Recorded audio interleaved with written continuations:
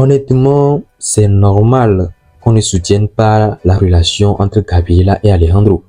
Mais quand j'entends certains dire que la vengeance de Veronica est inexistence ou ratée, là je trouve qu'on pousse un peu trop loin là. On a le droit de ne pas aimer un couple, mais déformer toute une histoire à cause de ça, ce n'est pas honnête. La vérité, c'est que la vengeance de Veronica est tout sauf banale. Elle ne frappe pas avec ses poings, elle frappe avec sa tête. Dès le départ, elle s'est fixé une règle claire, ne jamais se salir les mains. Son plan n'est pas de détruire directement ses ennemis, mais de les monter les uns contre les autres, jusqu'à ce qu'ils se dévorent entre eux. Elle commence par semer la discorde, là où Antonia se sent la plus forte, en poussant Prudencia Montema à se présenter contre elle à la présidence du club. Veronica déclenche une en poussant Prudencia Montema à se présenter contre elle à la présidence du club.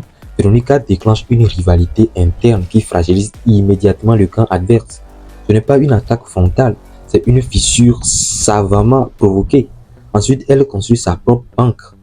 Ce n'est pas un projet économique, c'est un outil de pouvoir. En incitant Alberto Espino à quitter Antonia pour devenir vice-président de cette banque, elle lui enlève un allié et elle renforce son propre camp, sans faire de bruit. Par l'intermédiaire de Lucho, elle laisse Ramon Iscardo continuer à voler l'or d'Antonia pour le revendre. Là encore, Veronica ne force rien. Elle observe, elle laisse les erreurs s'accumuler, consciente que la trahison finira par exploser au grand jour. Puis viennent les rumeurs sur la supposée liaison entre Prudencia et Chacon. Cette manœuvre est dévastatrice. Elle détruit des réputations, brise des couples, crée des tensions entre alliés et envenime les relations au sein du village. Le chaos s'installe là où tout semble être stable. Elle va encore plus loin en faisant réaliser un test ADN entre Hannibal et Alejandro. Ce geste ne sert pas seulement à révéler la vérité, mais à faire éclater les mensonges d'Antonia. Les conséquences sont immédiates. La méfiance s'installe, les relations se tendent et les liens familiaux se fissurent. Enfin, Veronica règle ses comptes avec la docteure Gertrudis. Elle la séquestre de la même manière que celle-ci l'avait fait avec elle, Constanza et Lucho. Mais elle ne s'arrête pas là. Elle pousse Gertrudis à sombrer encore plus profondément dans la folie, lui faisant subir une vengeance psychologique glaçante. Tout cela montre une chose. Veronica veut que les loups se trahissent entre eux. Son objectif était clair. Retourner toute la meute contre Antonia. Laisser Antonia éliminer ses propres alliés un à un, jusqu'à ce qu'il ne reste plus qu'elle. La dernière cible, la chute finale.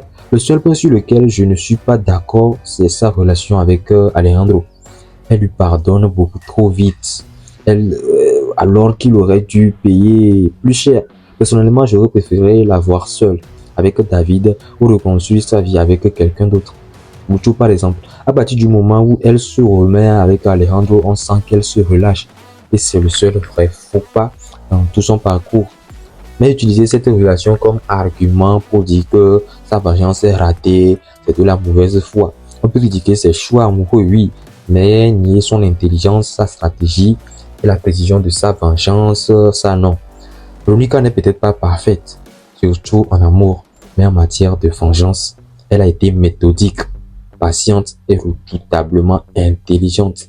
Et rien que pour ça, son plan mérite du respect.